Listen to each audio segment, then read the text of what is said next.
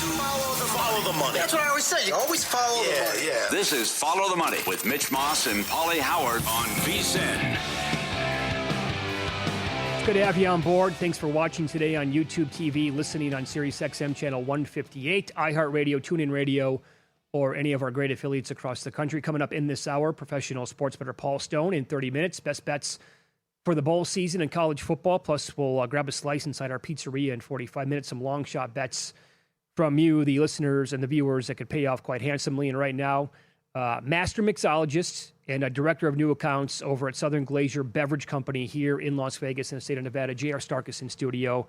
Good to see you, pal. How are you? I'm wonderful. Thanks for having me back. JR is going to make a special holiday cocktail coming up in about 15 minutes, right? You always do this to where it's very simple. It's not a very long process, and anybody right now watching or listening can have this on hand this week, Christmas, and impress friends and family. Yes, correct. You know, the whole idea for any of the drinks that I make for this show or anytime I showcase a cocktail is for you to be able to do it at home. Now, I may introduce you to a new ingredient, you know, but something that you can get your hands on, or an equivalent to something you can get your hands on. And it's always easy enough. It's a crowd pleaser, but you can impress your friends by taking a drink that you can tweak a little bit in some form or fashion, or doing something that they're familiar with, but just putting your own little twist on it, but making it holiday friendly in this case, this week. Yeah, it's going to be fun. Do you enjoy this week and next week as somebody who's been in this racket for a long, long time, or is it just too much of a bleep show? No, I enjoy it because it's good people watching for sure, right? It's good people watching. I generally don't get up in the fray. I'll say that. Mm-hmm. Like, I usually kind of watch from afar because I know the kind of commotion that can happen. I get it when people want to be in it because they like to be in that environment. But for me, my personality, I'm more of like, I'll sit this one out. I'll watch you guys from afar, go have a good time, be safe. But for me personally, I enjoy it, but I watch from afar. It's a bizarre time of year. It's where the day on the calendar dictates that you get annihilated and you rarely drink, but you're supposed to drink and get sloppy. What's the best advice you can give to a bartender for New Year's Eve? The best advice I can give to a bartender probably for New Year's Eve would be to,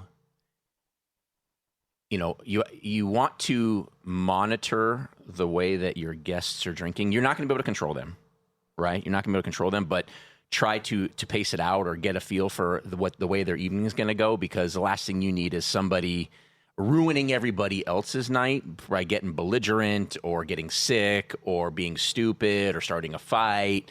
So, you know, I always try to, well, not as easy on New Year's Eve, or for instance, or busier nights, I always tried to become familiar with the people that were in and around or hanging around my bar. That way I knew the personalities where they could mesh. Because if you have, JR at the bar, and JR is a, happy-go-lucky kind of guy, takes it easy, but you have, John at the bar, and John is like a hammer at home, but he gets angry. Like, those two people you don't want next to each other probably, Mm-hmm. So, my best advice was just try to pace the evening for your guests, because it gets out of hand quickly. You came on right before Thanksgiving, and you were explaining back then like how Thanksgiving Eve has turned into one of, if not the busiest nights of the entire year to go out. Yes. Beverage sales, all that. Tomorrow night, Christmas Eve, is that the slowest night of the entire year? I don't know if it's the slowest night of the entire year, because there are certainly still quite a few families and friends that go out. Like I, tomorrow night, will be having dinner out, right? So I think it's still a very busy night. It may not be as busy of a drinking night. People will still drink, but I think the night before Thanksgiving is kind of like a slugfest, right? But the night before Thanksgiving is it's still busy, but a little more moderate in the way that people drink. Maybe enjoy some wine and family and friends, because it's usually a lot more younger families around. I always noticed that when I was still behind the bar, like Christmas Eve, you always had like mom and dad and aunt and uncle and the kids, right? And the kids are what stop mom and dad and aunt and uncle from hammering it.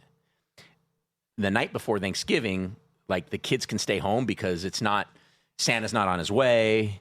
There's that whole environment isn't taking place. So I think just on Christmas Eve, there's just more family, and that family element slows people down a little bit. They still drink, just it slows them down a little bit from getting a belligerent drunk. Okay, let's tie in what you have done for many, many years as a career with what we do as a network here, talk about sports betting. You have to have some stories over the years of where the two obviously have collided at the same time, and like from being at a bar and a guy has maybe a lot of money on a game, and he has maybe had one or two too many drinks, let's say, and he takes a bad beat, and something happens as a result of that. Anything stick out? So, the one story I can tell you is when I worked for Wolfgang Puck, this would have been probably early 2000s, and I think it was Titans Rams. Yeah, right around 2000. Titans Rams, and the guest at my bar had a lot of money on the game, the Titans, so he thought. And he watched the game, and the Titans lost that game to the Rams, if I'm not mistaken. And he threw away his ticket. But his buddy happened to notice he threw away the ticket after all these drinks. Lucky guy. He says, "Why are you throwing away the ticket?" And he's like, "Because the Titans lost and, went on his rampage." And he's like, "That says Rams." And he had bet, I don't remember the number, but he had won like $80-something thousand on a ticket that he just threw in the trash. But because he was drunk and didn't check his ticket from the book when he made the bet. Now, I don't remember if it was a straight bet or if it was some sort of a parlay. I don't remember that. But he would have lost money because he didn't pay attention to his ticket and because he probably just had too many and just took what everybody said for the rule of law. And then the whole game, watching it there out in public, he thought that he was on the Titans. Correct. And he was, the whole time he thought he was on the Titans. He thought he had the Titans the whole time. That was his bet. That's what he apparently said at the book, at the window. It's apparently what he bet. Because this is before app betting. Sure. Oh, yeah. Way before that. Right. Yeah. When you wanted to place a bet, like you drive to the sports book, you get in line. And I remember myself, like if you get in line, you go to the book on a Sunday. If you're placing bets on Sunday because you want to make sure you have the latest line or whatever. I remember sometimes you pick up a ticket and you're like, wait in line, buddy. Like sometimes the lines were long. Especially around Super Bowl Sunday, the lines are insane. Yeah. And I remember like they used to have like. Maybe they still do, but they used to have like the velvet ropes and stuff set up. It was like zigzag to place your bet. Yeah. But now you can just do it online or make it quick. So, yeah, it makes it a lot easier now. There have been lawsuits in the past. This has happened to professional athletes. If I'm a bartender, I'm working in a casino or there's gaming, and I there's a jackpot. I have to give you money. You cash out. I'm giving you money. It's New Year's Eve. It's a full bar. But is it on me to make sure I don't overserve someone? I mean, who does that? Because I see I got drunk. It's their fault. I got in a car accident. It's on them. I got so much going on. How do I monitor and make sure you're okay? Maybe you have too had much, or then I cut you off, and that turns into something. Yeah, the cutoff is always a challenge. Now, here in Vegas, in Nevada, we don't have dram shop laws, which means that if you get overserved legally, you can't be held liable because of you have to take some personal responsibility here. But with that said, I've always felt that like I had some sort of responsibility. Like I don't want to overserve somebody and have somewhere on my conscience maybe that person got into a car or whatever the case is. So, but legally, you're not going to be held liable.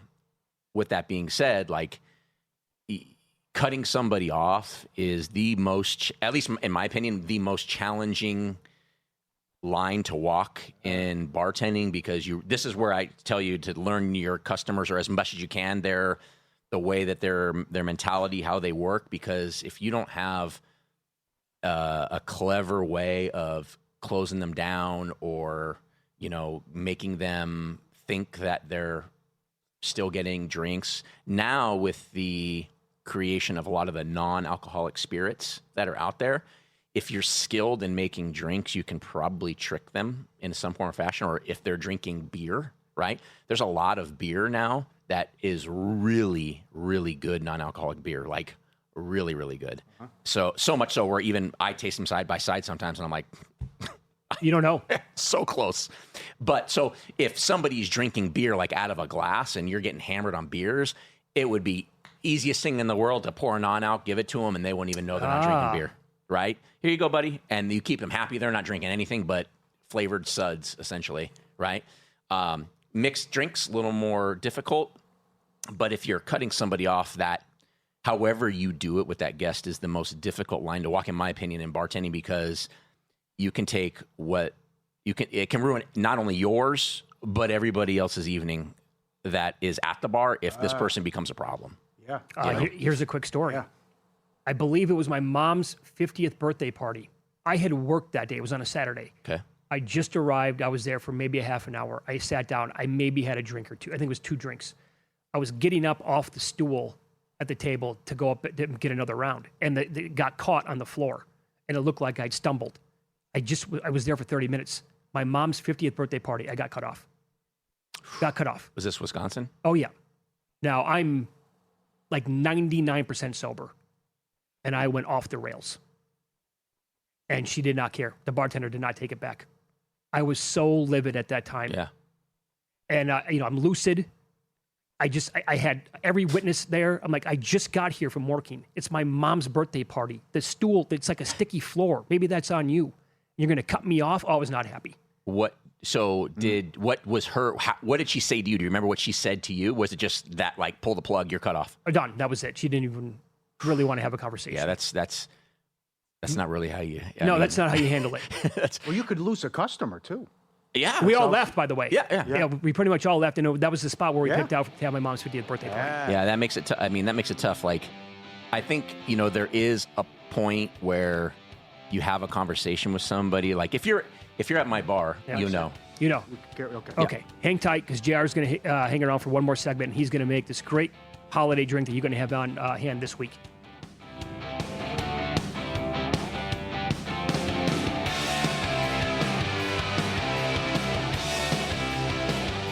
So you're listening to this podcast because you want an edge. But what if I told you you're only halfway there? You've got the mindset. Now it's time to get the toolkit to match. Here's the thing. Pro bettors spend thousands on data and tools, but what they don't want you to know is you can get the same edge for a fraction of the cost with VSiN Pro. With VSiN Pro, you get access to expert picks, public betting data, prop projections, powerful tools, analytics, and more. Tap the link in the description and see why thousands of bettors are already using VSiN Pro to cash more bets.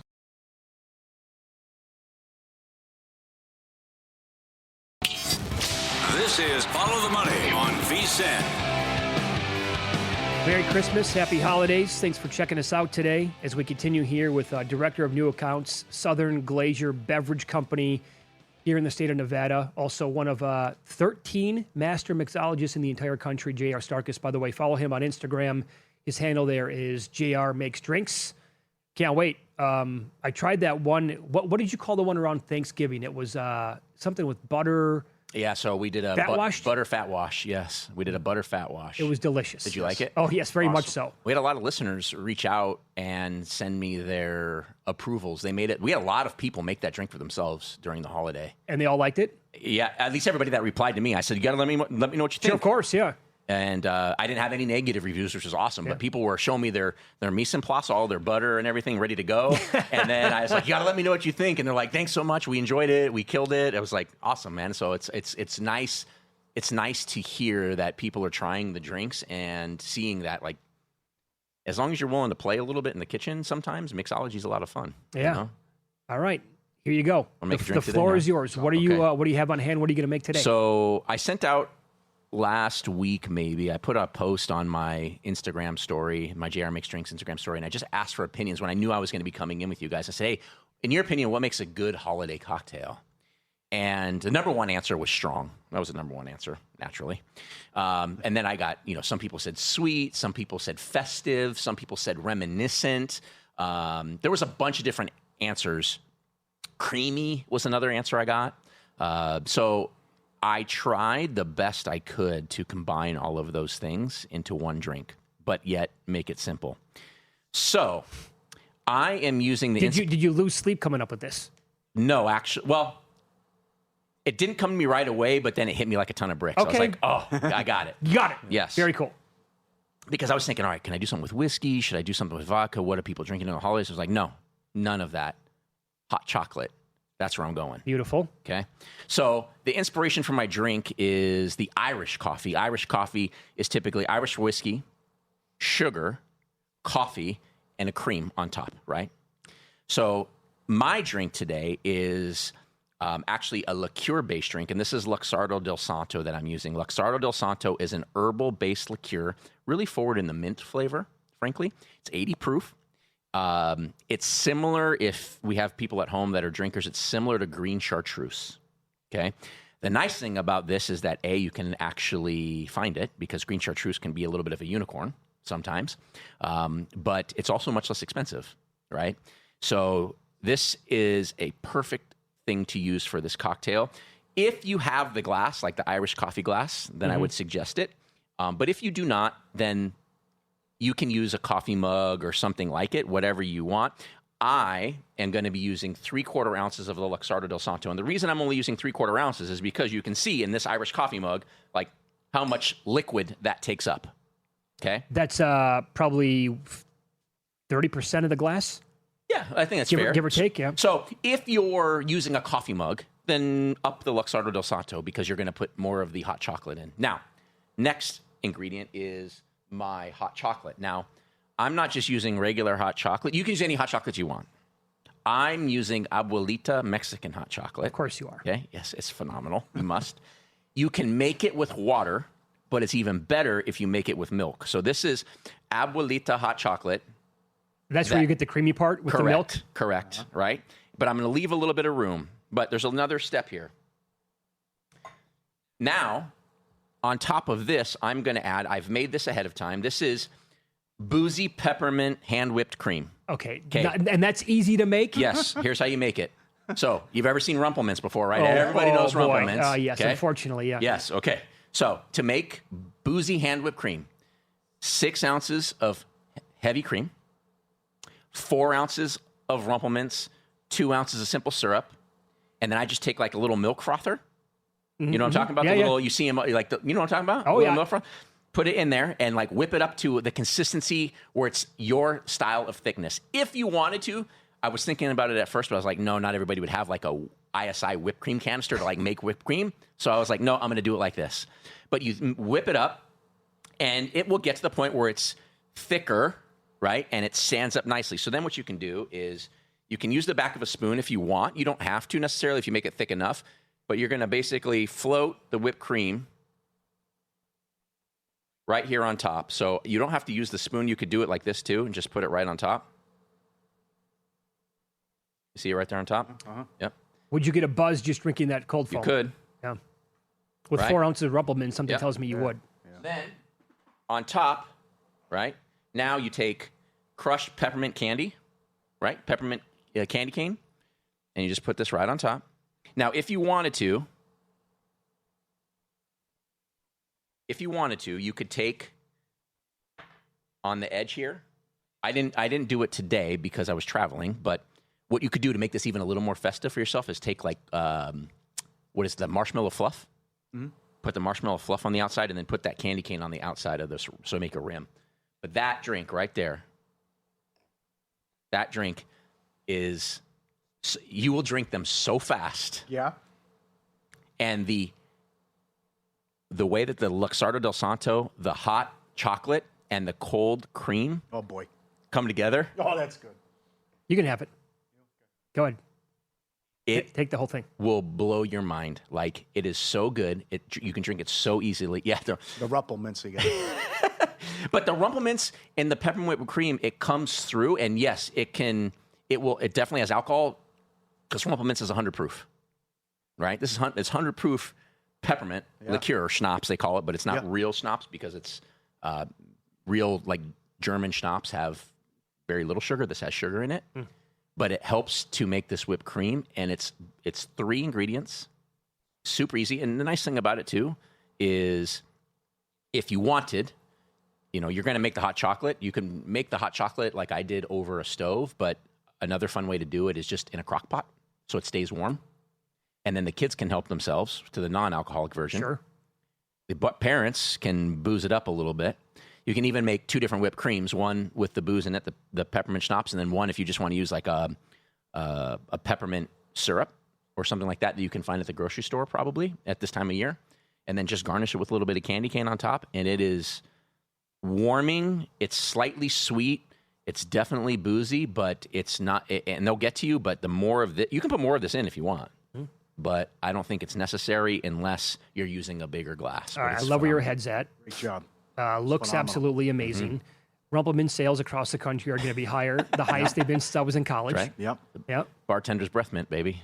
That's what it is. You remember, go back to when you were younger, Paul, like Oh, God. the Rumplemans or Goldschlager? Goldschlager. Yes. Did that. Yep. I will say this, being in this industry, I still today am floored by how much Rumplemints we sell. What? Really? Get out of here. Unbelievable amounts of Rumplemints.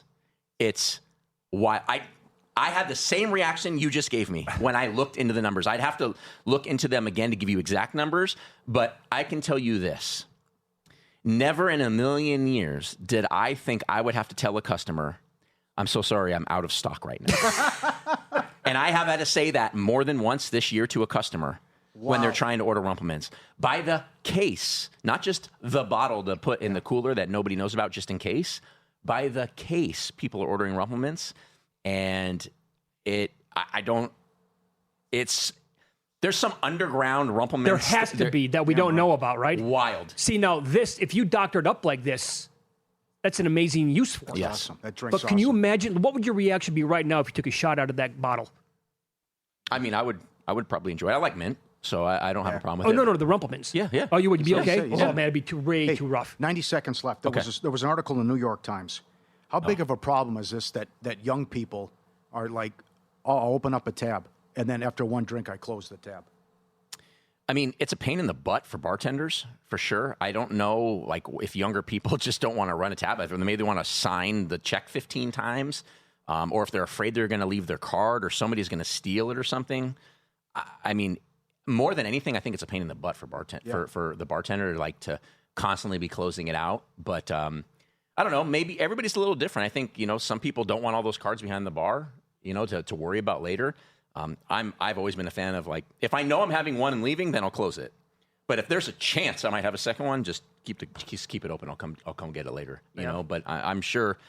I wonder what it is with the younger crowd now. Yeah. Maybe they're afraid they're going You're to only going to have one, pay for it. Maybe it's like it's a debit card and they're afraid to roll out of money. I don't know, man. I have no idea, but it's crazy. Okay, so for the people who are watching the show right now, they were getting a glimpse of the recipe. They were putting it up when you were running it down. For the radio audience here, you're going to put this up as well. You can go back and obviously look at it here at vsin.com, but you'll put it up on Instagram? Correct. It'll be on my JR Makes Drinks. I'll put it on Instagram. I think it's like a 3-minute video, and it will show you from soup to nuts how to make this drink. It's very simple. I mean, all the ingredients are basically in front of you on the screen now. Luxardo del Santo, Rumplemints, some candy canes, some hot chocolate, and then some simple syrup and heavy whipping creams. But all those things for the holidays you're going to have in the house. All of them. Yeah. You're the man. Merry Christmas. Merry Christmas. Thanks for Merry coming Christmas. My pleasure. Best Bets College Football, Paul Stone next.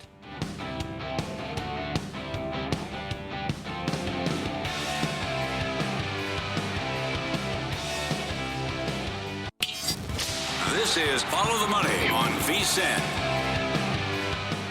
Our thanks to J.R. Starkus, previous segment, whipping up a holiday drink. What'd you think? How would you grade that cocktail? Hey, as always. Oh, that was phenomenal. It's all the notes, and it's going to be a home run if you make it. I could not recommend that drink more. Perfect. Yep. So let's turn our attention now to college football bowl games that we have coming up. Professional sports bettor Paul Stone on the program. He joins us here via the Progressive guest line. Paul, Merry Christmas. Happy holidays. Thanks for the time as always. Let's begin with a game tomorrow. Of course, Matt Humans is at the game in Hawaii. He goes to Hawaii like you go to Taco Bell. Yep, got to be. So Hawaii, look at this now. They're about a 1.5 point favorite. Here at Circa, the total's down to 50 now. Some money on the under here. What do you think of this game, and how would you recommend betting it? Well, I mean, obviously, Mitch, this is no surprise. Matt's there. I had him at minus 195 to attend this game. So, but Matt's a regular Hawaii visitor. The Hawaii Bowl, obviously a home game for the Rainbow Warriors. I think they're going to be fully focused and energized by the opportunity to play a Power 4 opponent on the islands. Like many of this year's bowl participants, Cal is going through a coaching change after their longtime leader, Justin Wilcox. He was fired in late November after they lost at Stanford 31-10. Their interim coach for this game for Cal is going to be offensive coordinator Nick Rolovich. And Rolovich, you'll remember, played quarterback at the University of Hawaii in the early 2000s, and then later actually served as their head coach from 2016 to 2019. So he's the interim coach for Cal for the bowl game. He actually recruited their quarterback. I'll call him JKS. His last two names are kind of hard to pronounce, but I'll work on that in the offseason. But he recruited him to Cal. He's the quarterback's from the Honolulu area. So a lot of connections with this Cal team and Hawaii, obviously.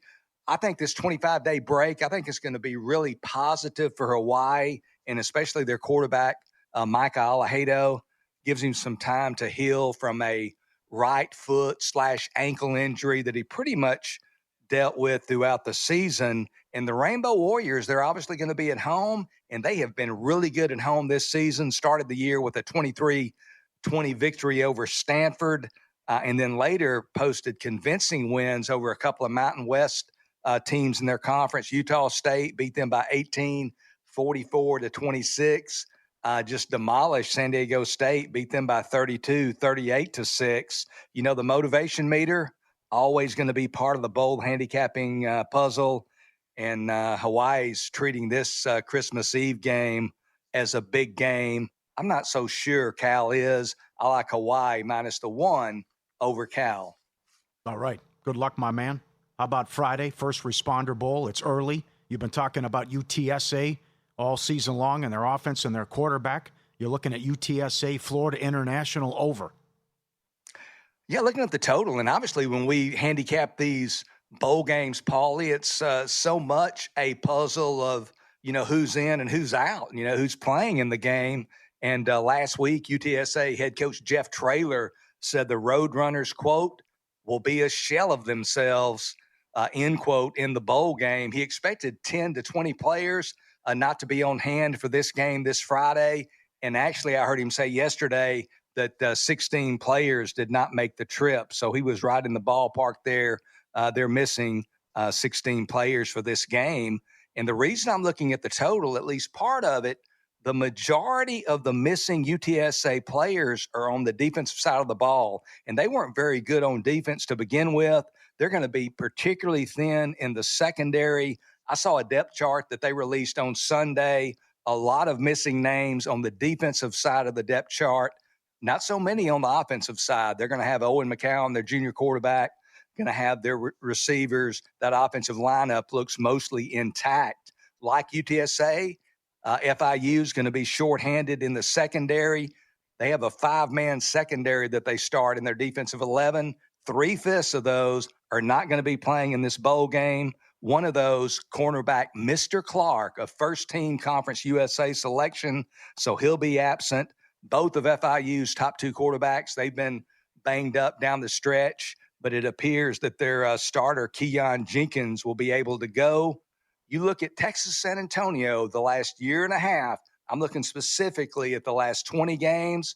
Man, they have been an over machine. Their last 20 games, UTSA, 15-3-2 to the over. Yeah. This year, FIU's defense gave up 51 to UConn, gave up 45 to Kennesaw State. I think McCown and company are going to have their way with FIU. I like this game to be high scoring. Weather in Dallas on Friday, it can be anything this time of the year in Texas. The high predicted to be 84 degrees, very little wind. I like this game over 59.5. Great breakdown. Excellent. Paul Stone, our guest on the Progressive Guest Line. Paul Stone Sports on X. Follow the money, Pauly and Mitch Vies in the Sports Betting Network. 8 games on Saturday. Military Bowl, 8 a.m. Pacific. Pit up to 10. Tell me about the Panthers. Yeah, and I tell you, I'm mostly going to tell you about the Pirates, Pauly, their opposition on Saturday in this game. And, you know, again, it's about who's in and who's out. And East Carolina not only has some missing players, some crucial missing players, they have some missing coaches, as in both their coordinators. First of all, their offensive coordinator, John David Baker, he's going to Ole Miss, where he'll be Pete Golding's offensive coordinator next year. And then defensive coordinator, Josh Aldridge, he's off to South Florida.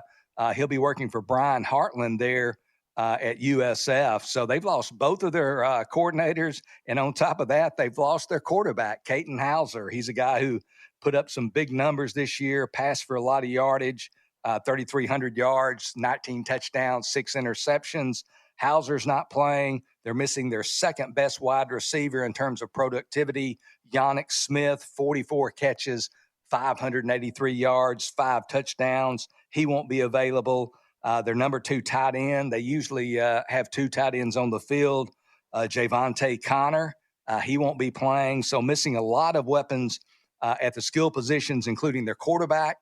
Also missing some offensive linemen. So they are really thin on the offensive side of the ball is East Carolina. Pittsburgh will certainly have some absent players.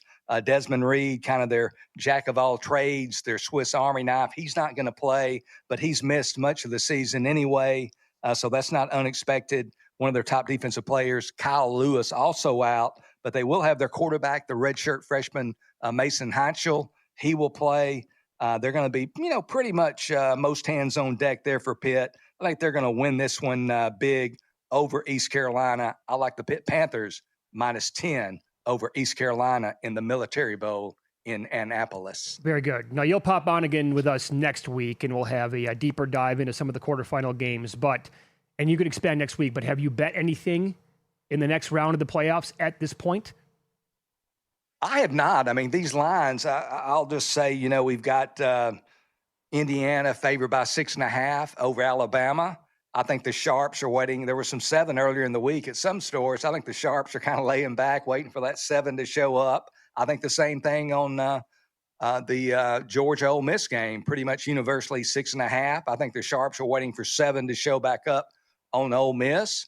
And then looking at the Ohio State, Miami, Florida game, it touched 10 earlier in the week, now 9.5, I believe. So I think a lot of people kind of waiting in the weeds as well for that one to go to 10. So I'm kind of leaning towards the underdogs there.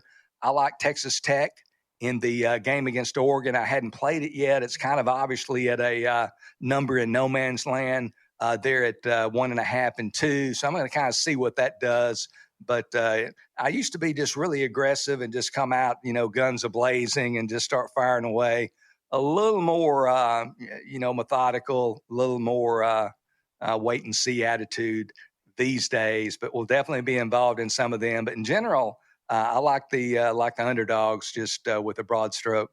Very good. By the way, great call yesterday on Wazoo.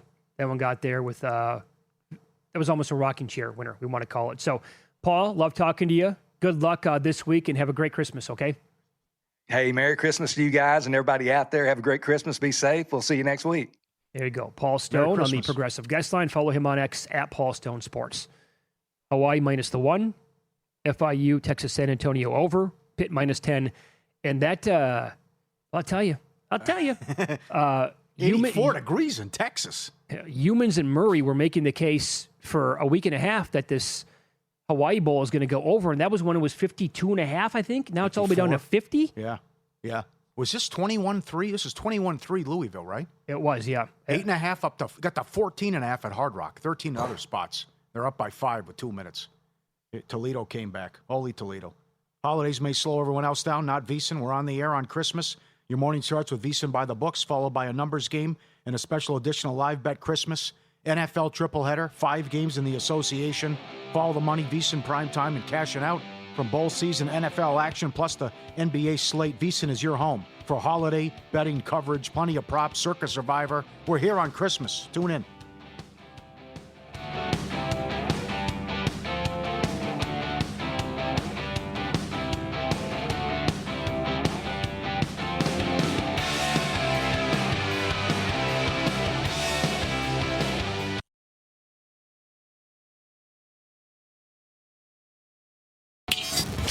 This is Follow the Money on VSiN.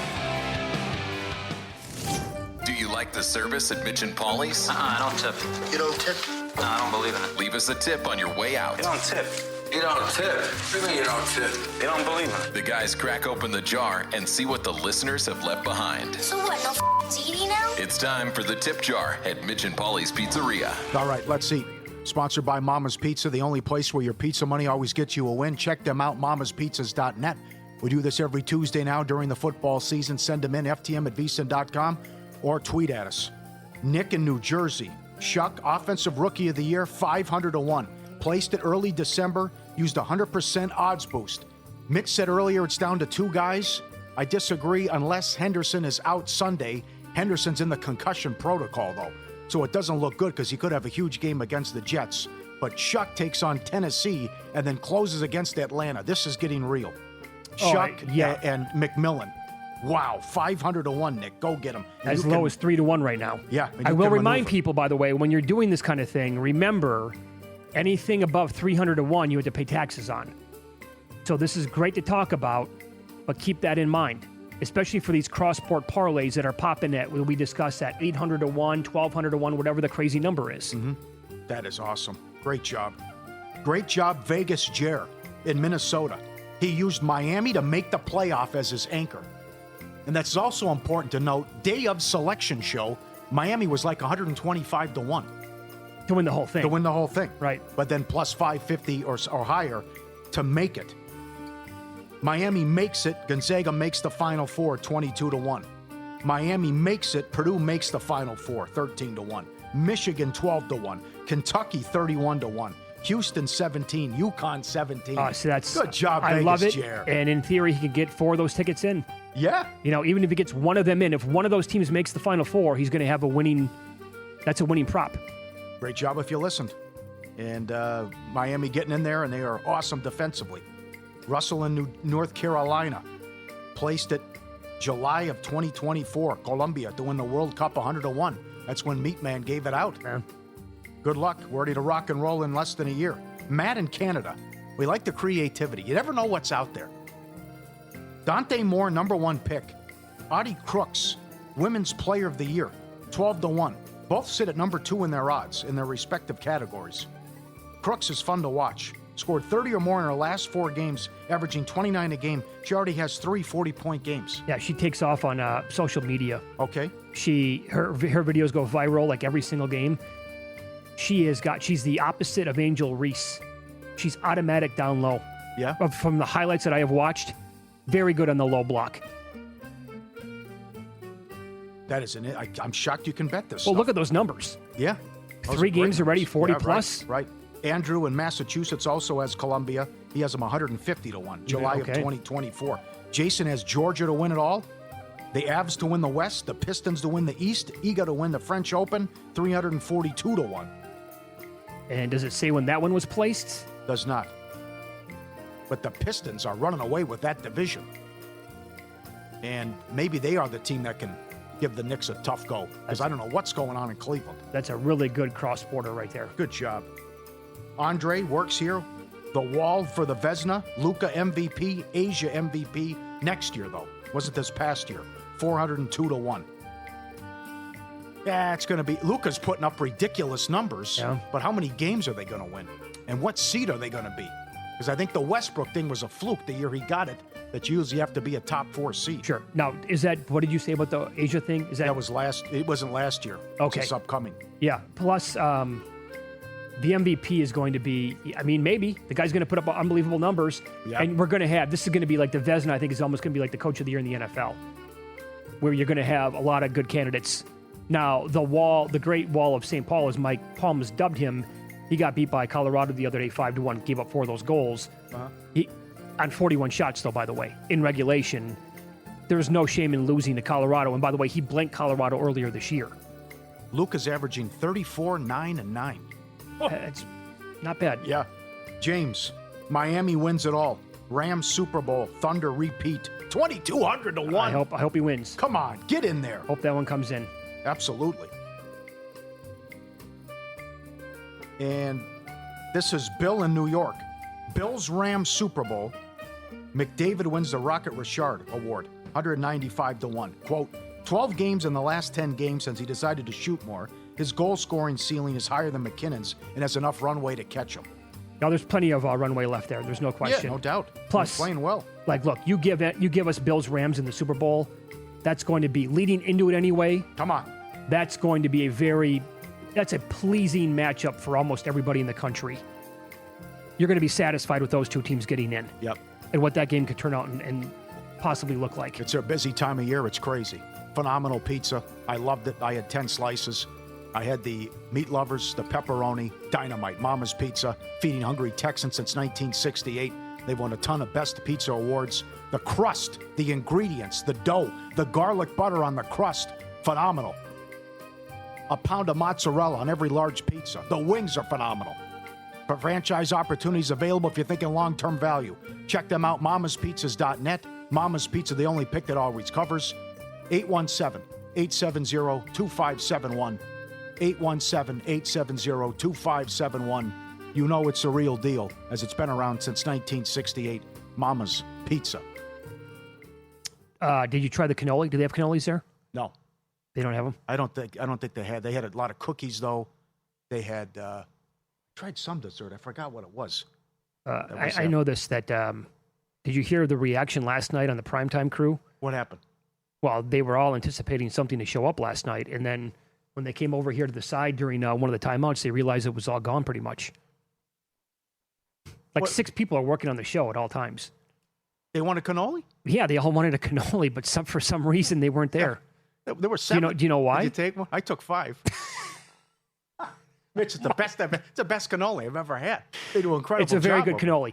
Paul Howard, Matt Humans had 12 cannolis delivered for the entire crew. Paul Howard took 5. Yeah. 5 last night. Yeah, I had a couple today. They're very good.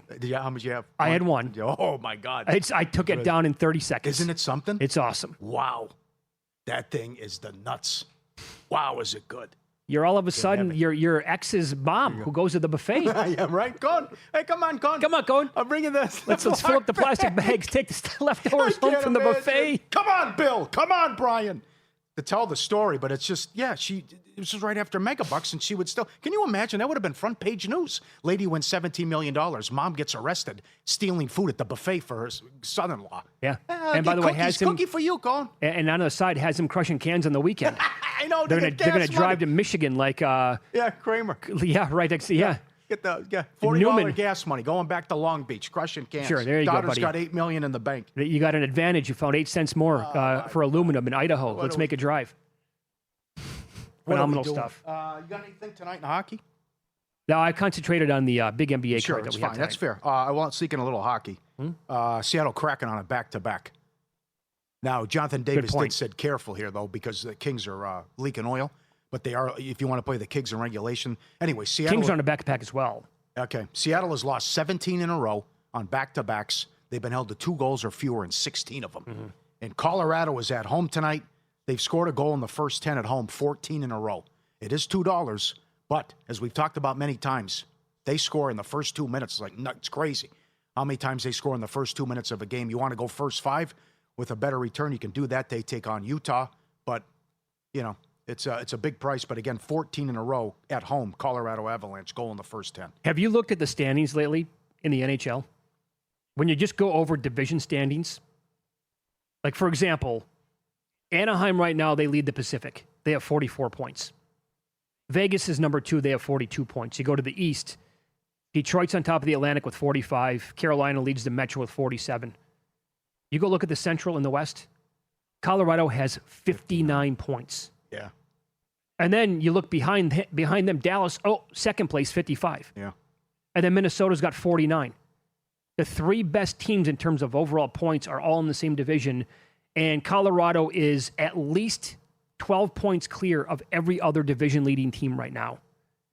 Their overall record, they have 2 losses in regulation. Yes. It's That's Christmas impressive. in 2 days. That is impressive. Absolutely. What a freight train. Take a peek tonight. You can bet this stuff exact time of goal. I mean, these goals right away, first couple minutes in, and 14 in a row at home. Yeah. My God. It's nuts. On the flip side, the Kings are 12-2 to the no. Goal in the first 10 overall. Great job, Ian Duncan and Chris Otto. All right. Another hour to come here on the program. Up next, professional gambler Randy McKay on the show. This is going to be great. First of all, he's very good at betting lower-level college football. We'll get his thoughts on that. Beware if the big, beautiful bill passes. And he's been an advantage player for many years. He's won numerous card drawings. He has a secret to share. Find out what it is next.